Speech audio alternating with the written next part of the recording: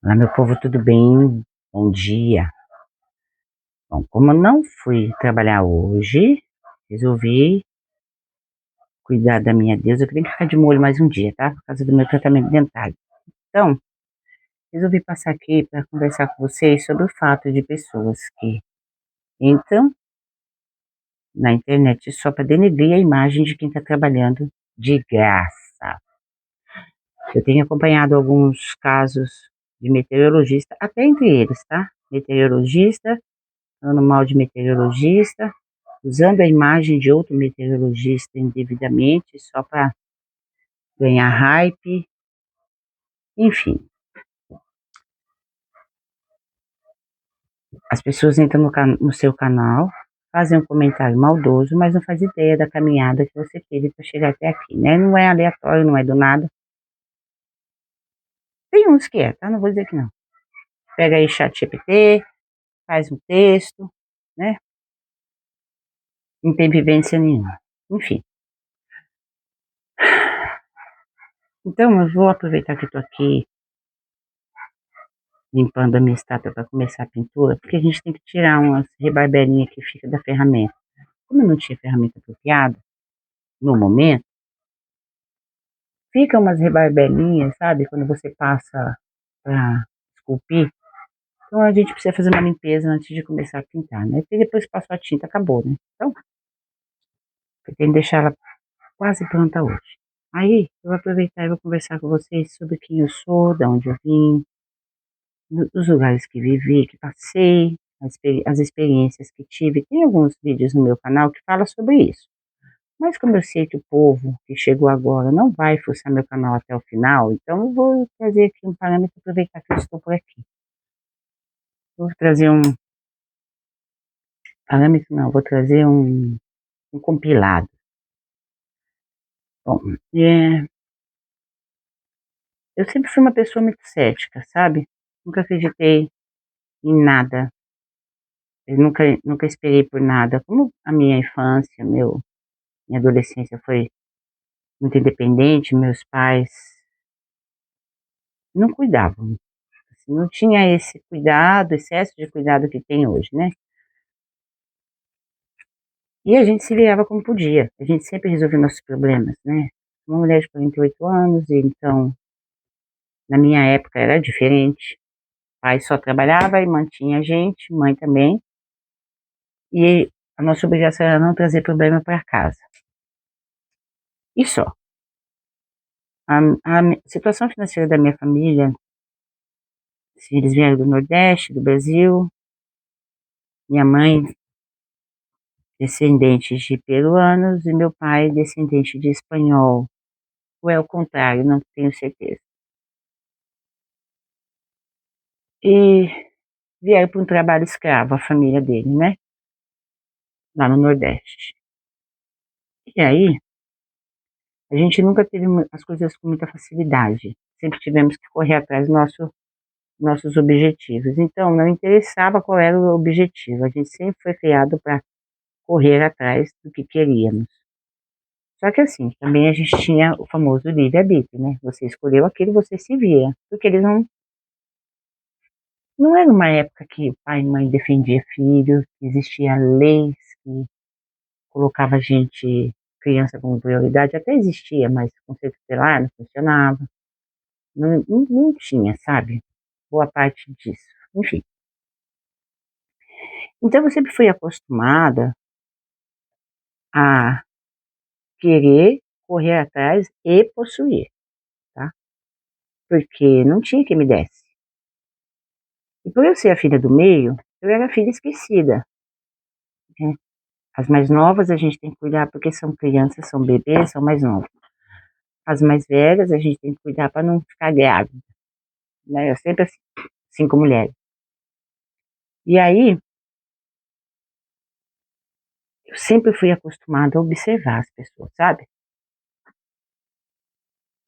Então, eu sempre fui cética, porque tudo eu dependia de mim mesma. Quando eu cheguei na fase adulta, assim, já com uns 30 anos,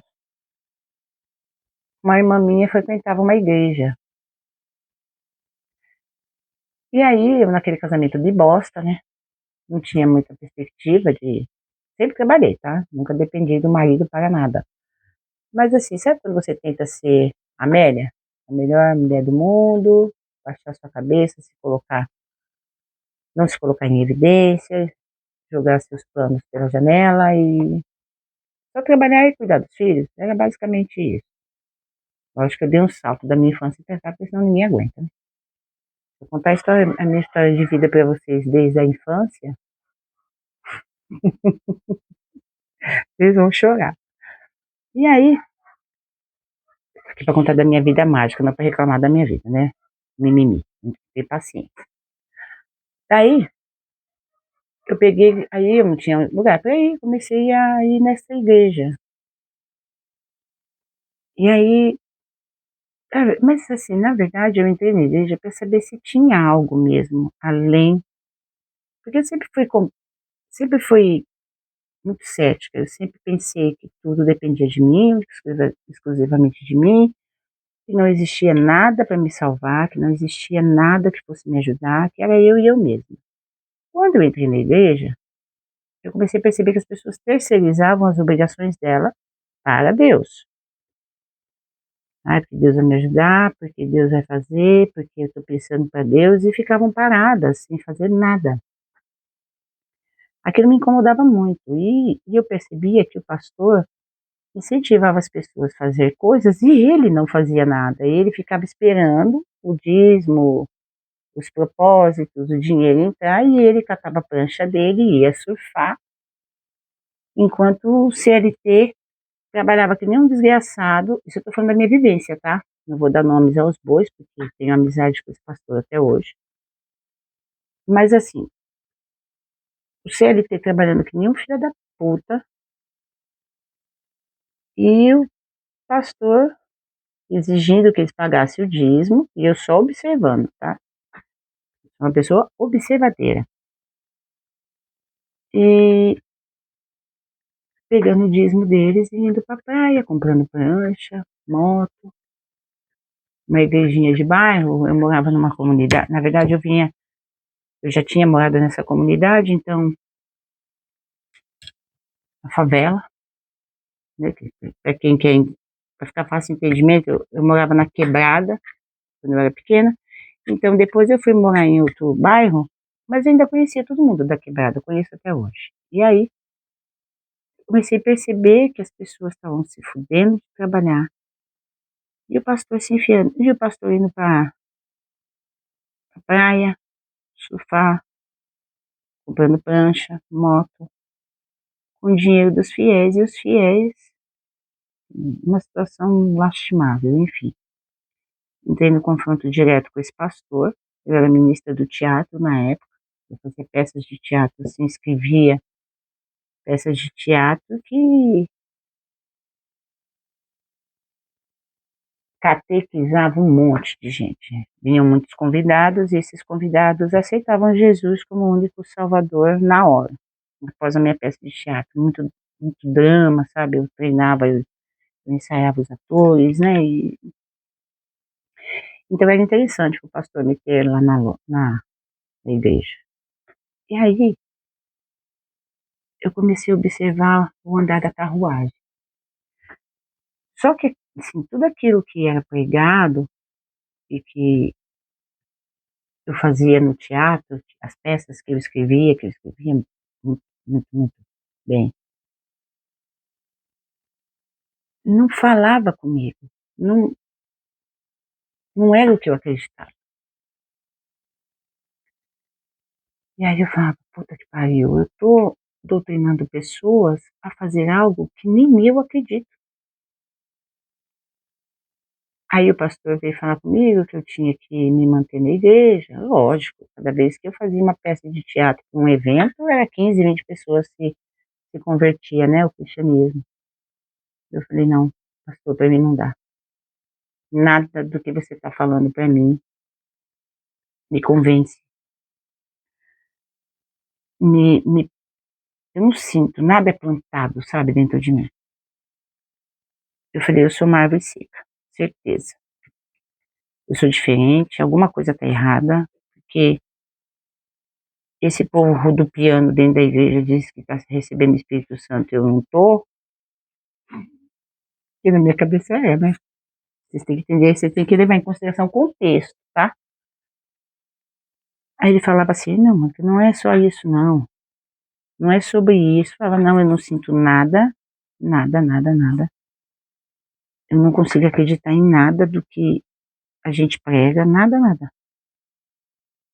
Não, não faz sentido para mim. Eu tentei e saí da igreja, enfim.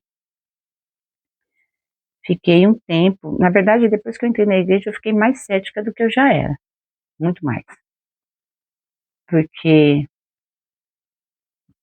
pelas suas obras te conhecereis, vem das obras do pastor, né? Não que você vai para a igreja para olhar as pessoas, tá? Mas assim, ele é um parâmetro. Ele é um pontífice. Ele é uma ponte entre você e o divino. Pelo menos deveria. Enfim, daí fiquei um tempão sem cultuar nada.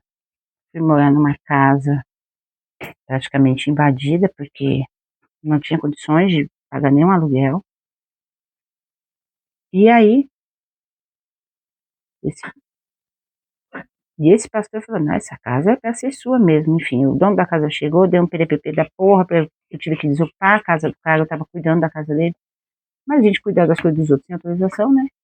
É invasão. Aí, tive que largar tudo e procurar o meu rumo. Eu tava fora da igreja nessa época. Como eu trabalhava com tatuagem de rena, sempre fui artista, tá? De uma maneira ou de outra.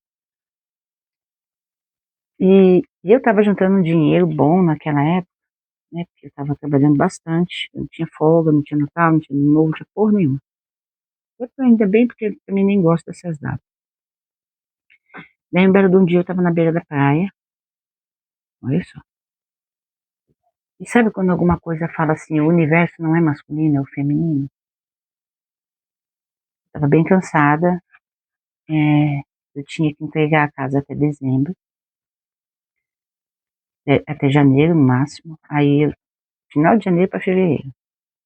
Aí era dezembro, eu estava morando de favor na casa que era do meu pai, que também era minha, mas minha irmã estava morando lá. Desocupei a casa e fui morar nessa casa de favor, né? E ela estava morando lá, não, você pode vir para cá por tempo determinado, tá? E até você caçar seu rumo. Então você imagina, eu, mãe, um menino pequeno de colo, Nicolas, bebezinho, e a minha filha Leandra, sendo deficiente, e um marido bosta. Cheguei na beira da praia assim, sabe quando alguma coisa te chama para conversar? Eu cheguei na beira da praia assim, no momento que acalmou, né? Aí falou assim, ó, peça pra ela, converse com ela. Aí sabe quando você vê o mar como feminino? Não tem nada a ver com o negócio, com o simbolismo do mar, tá? Mas sabe quando você vê o feminino no mar? Aí lembrei de Iemanjá, lembrei de várias entidades que trabalham com energia marítima, tipo a Afrodite. Eu comecei a lembrar de algumas divindades. Aí eu lembrei da espuma do mar, lembrei de Afrodite. Eu falei, eu vou falar com ela, com o feminino, não vou falar com o masculino, com nada. Mas eu acho que foi mais a conexão com a natureza, os pés no chão. Ai, Joyce, não, filha, minha gatinha. Foi mais isso. Aí sabe quando você sente uma energia vindo de baixo para cima? Parei em frente ao mar. Falei, senhora, se a senhora está me ouvindo, me dê condições de ter a minha casa, porque eu morei muito tempo de caseira num sítio, né? A gente sofreu muito nessa época. Tava lá. Apareceu uma casa para eu alugar. Eu fui atrás de uma casa para alugar. No fim, a mulher tinha uma casa para vender, semi-pronta. Me parcelou essa casa do nada, porque eu tinha um dinheiro, né? Porque estava trabalhando com renda, dei uma entrada para ela. E fui. ver essa casa. Era um quarto, sala e cozinha pronto. O quarto dos meninos não estava pronto e nem o banheiro. Mas tinha material de construção para terminar. Aí vai nós, como a gente estava morando de favor na casa da minha irmã, aí vai nós fazer essa casa. E a partir daquele dia eu achei um livro dentro da obra chamado O Poder do Subconsciente. Na época eu não sabia que livro era esse, porque eu sempre gostei de ler, né? E o meu ex-marido ignorante não gostava de comprar livros para mim. Deixar claro que eu sempre trabalhei, tá? Mas como eu sempre mantive praticamente a casa, eu não tirava dinheiro para esses privilégios. Lembrando que eu era a pessoa que estava tentando me moldar ao cristianismo, tá? Então a gente tem que ser submissa até certo ponto, né? Pelo menos na minha cabeça, tá, gente? Vamos entender que eu sou uma anta, eu era uma anta, né? E aí, então eu me anulava bastante. Aí eu achei esse livro na obra, enquanto a obra estava em andamento, eu lia. Meu, aí depois eu peguei um outro livro. Não, aí nesse livro falando, acho que foi nesse livro, é de Joseph Campbell, que fala, é um livro de Joseph Campbell, que fala, eu acho que foi esse mesmo, que fala sobre o sagrado ser feminino, o universo ser feminino, o poder da criação, o poder da manifestação, tudo no sentido feminino. Eu falei, caralho, tô falando com uma mulher. Deus é mulher, não é possível. Lembrando que sou cética, que eu era cética, né? Eu não acreditava em nada, eu entrei na igreja, mas continuei sem acreditar em porra nenhuma. Daí, eu comecei a falar com esse feminino. E aí apareceu essa casa. E aí a gente conseguiu fazer essa casa, né? Aos trancos e barrancos. Depois eu comprei meu primeiro carro, que eu era louco para ter um Fusca. Consegui comprar meu Fusca. Trabalhando de ajudante de pedreiro com meu ex e com aquele arrombado. Na verdade, fazendo quase que todo o serviço inteiro, né? Porque ele era um porco do caralho. E paguei o Fusca. Pelo fato do pagamento dessa obra ser o Fusca, eu trabalhava mais do que ele. É porque o carro é seu, então você é quem tem que se lascar, sabe? Esse tipo de coisa. E eu, com aqueles condicionamentos cristianizados, condicionamentos cristãos, né? Eu só respirava. Até que um dia minha filha pegou, ganhou da minha irmã mais velha, uma revistinha da Wicca. Wicca e Magia, da Edmond Ferrer. Essa revistinha, para variar, minha casinha já estava pronta, passou bastante tempo, tá? Passou. Minha casinha já estava basicamente pronta por dentro, já estava morando nela, já tinha saído de toda essa turbulência da minha vida. Eu peguei essa revistinha e fui, porque assim, o único lugar que eu tinha paz para ler, quando ele não estava me perturbando, ou pedindo coisas, solicitando coisas, ou enchendo meu saco com os BOs que ele arrumava, né? Aí eu peguei essa revistinha e fui pro banheiro, sabe? A revistinha, todo mundo tem revistinha de cabeceira, eu tinha revistinha de descarga, porque ela já ficava ali. Aí eu ficava lá lendo, e aí eu falei, porra, tem uns bagulho aqui que tá dizendo que a gente consegue manifestar. Lembrando que eu já tinha lido o Poder do Subconsciente, né? Então, na minha cabeça, não era nenhum Deus, não era nada, era o meu subconsciente. Aí eu falei, eu vou começar a praticar isso aqui. Eu estava trabalhando, já estava bem melhor financeiramente, né? Pelo menos na medida do possível. Aí eu comecei a testar. Mas não é aquele testar, sabe? Tipo, aí eu sei o que vai acontecer. Nada, era aquele testar, tipo, eu vou testar, porque se eu sentir que é mais uma balela, é mais um livro meu que vai pra lixeira. Aí eu fiz o primeiro feitiço, o cara não estava pagando o meu ex-marido, né? Uns serviços lá pra fazer, não pagava. E ele trabalhava num serviço de risco e o cara pagava quando queria.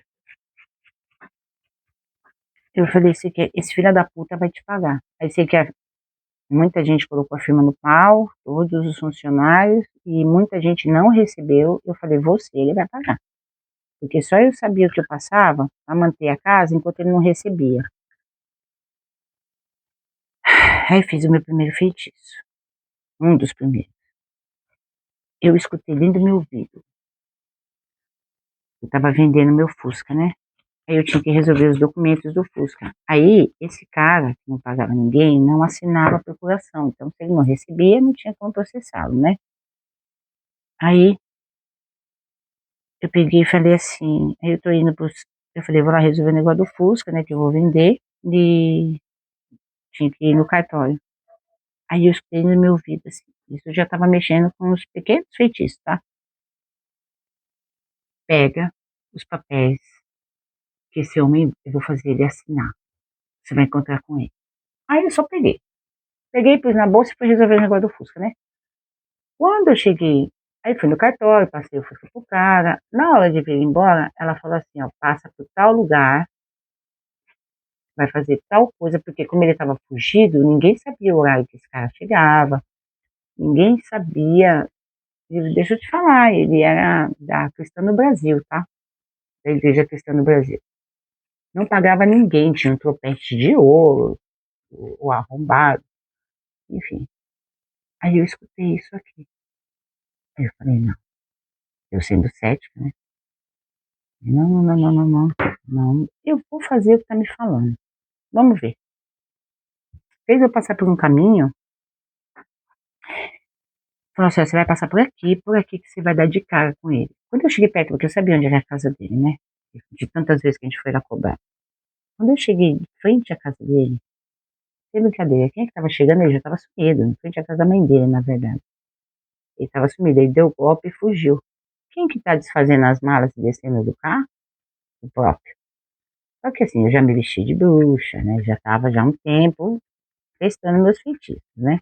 Pequenos feitiços. Então, eu cheguei lá, eu fui devagarzinho assim pelas árvores na calçada, com o papel na mão, uma chuva desgraçada. Naquele momento eu já estava mexendo de preto, já estava bem avançada dentro dos pequenos feitiços, né? Mas não fazia nada para ninguém, só fazia para resolver minha vida. Daí eu fui andando assim na calçada, assim, ó, me escondi assim, atrás de uma árvore, e ele pensando que ninguém sabia onde ele estava.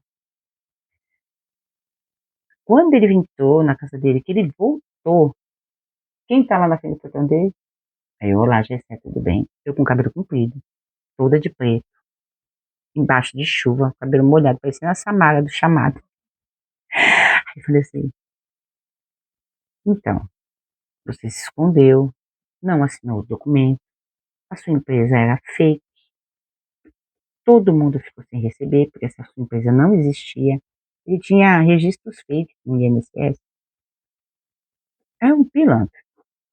Eu falei, só que tem um porém, o meu dinheiro você não vai ficar sem pagar. Por quê? Porque devido ao filho de uma puta, o meu ex, não receber, eu estava trabalhando para manter toda a casa, então, ou seja, meus filhos estavam passando aperto porque eu deixei de comprar as coisas para meus filhos. A situação estava difícil, paramos a obra da casa porque ele não tinha cura, não tinha coragem de cobrar o cara. Eu falei, então tá bom. Então tá, eu resolvo. Esse homem tremia que nem uma vara verde. Como que você sabe que eu estava aqui? Ninguém sabia que eu estava aqui. Alguém contou para ela. Eu falei, ah, ah. Falei, ó, querido, o negócio é assim, você tem duas opções. Assinar ou não conseguir sair daqui. Então, o que que ele imaginou na cabeça dele? Isso foi estratégia da dona patroa aqui, tá? Ela tem alguém me seguindo. Eu falei, eu sei de onde você está vindo, eu tô vindo com vocês desde São Paulo. Só que eu esperei vocês chegarem aqui, não tinha uma moto te acompanhando? Eu esperei vocês chegarem até aqui. Vocês estão com criança no carro, assina. Ele assinou na hora.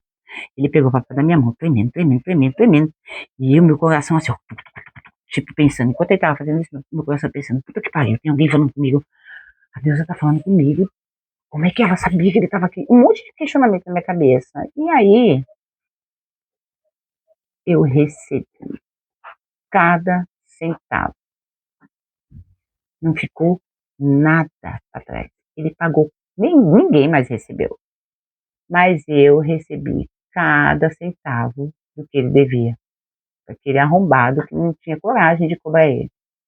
Dentro de casa era um macho alfa e na rua era um maricas. Essa é a real, tá? Porque dentro de casa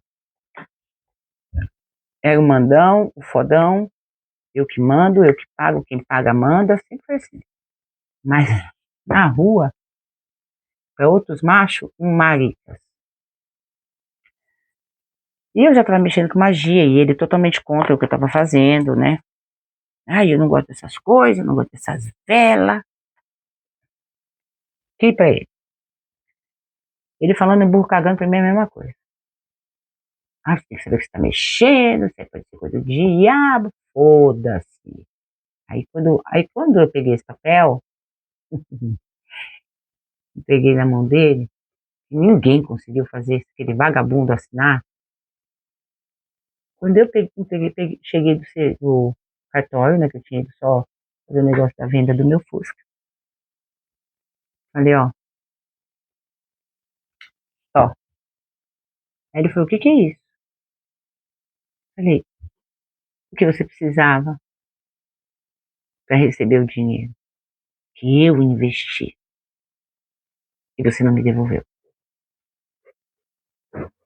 Vá lá, receba seu dinheiro.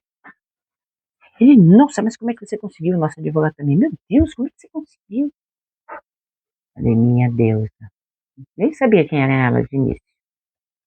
Aí eu falava que era a grande mãe. Porque aí você vai estudando na Wicca, você vai vendo que todas são uma só. Existe uma grande mãe. Ela é de 10 mil nomes. E eu tava nessa pegada aí, né? Tava começando, já tinha uns 2 anos já que eu fazia. Uns 2 anos? É, uns 2 anos. Não, tinha meses que eu fazia isso. Meses, não foi anos não.